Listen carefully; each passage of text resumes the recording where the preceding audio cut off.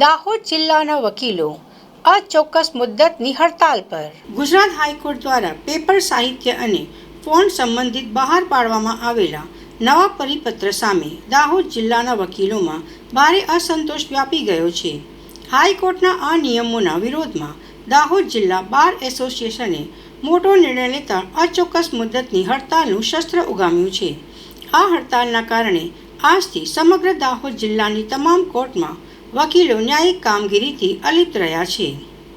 High court દ્વારા A4 સાઇઝના 75 GSM paper વાપરવા તેમજ ચોક્કસ ફોન્ટ્સ જેવા કે લોહિત અને નોટોન્સ ફરજિયાત કરવામાં આવ્યા છે।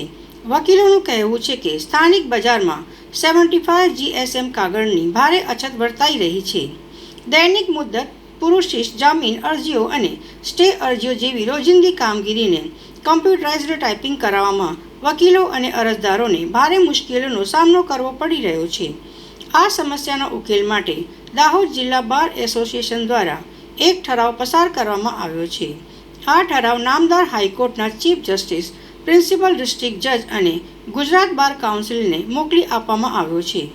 વકીલોએ માંગ કરી છે કે પૂર્વવત પ્રિન્ટેડ ફોર્મ અને સ્થાનિક અનુકૂળ ફોન્ટ્સ વાપરવાની તાત્કાલિક મંજૂરી આપવામાં આવે।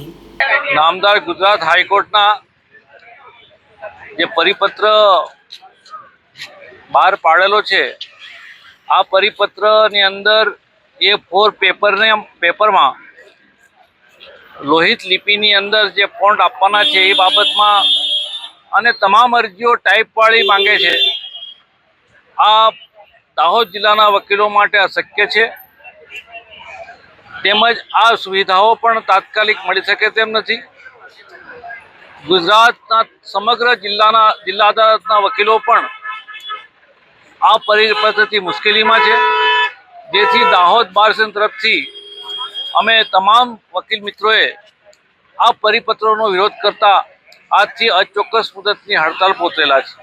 નામદાર ગુજરાત હાઈકોર્ટના ચીફ જસ્ટિસ સાહેબને પણ આ બાબતની અમે લેખિતમાં જાણ કરી છે અને નામદાર ચીફ જસ્ટિસ સાહેબ તેમજ ગુજરાત હાઈકોર્ટના રજિસ્ટ્રાર શ્રી આ પરિપત્રમાં કોઈ સુધારો વધારો કરશે એવું અમને ચોક્કસ આશા છે અને જેથી જો કોઈપણ જાતનો સુધારો થશે ત્યાર પછી અમારી હડતાલ બાબતનો અમે ફેર વિચારણા કરીશું, પણ હાલની તબક્કે તો અમે અચોક્કસ મુદતના કામથી અલિપ્ત રહેવાનો ઠરાવ કરેલો છે।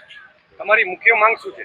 અમારી મુખ્ય માંગ એ છે કે જે પરિપત્ર બહાર પડ્યો છે, આટલા વર્ષોથી ગુજરાતની અદાલતોની અંદર જે પ્રક્રિયાથી પ્રોસિડિંગ ચાલતું હતું, આ પ્રોસિડિંગમાં તાત્કાલિક બદલી કરાવી એ અમને યોગ્ય લાગતું નથી।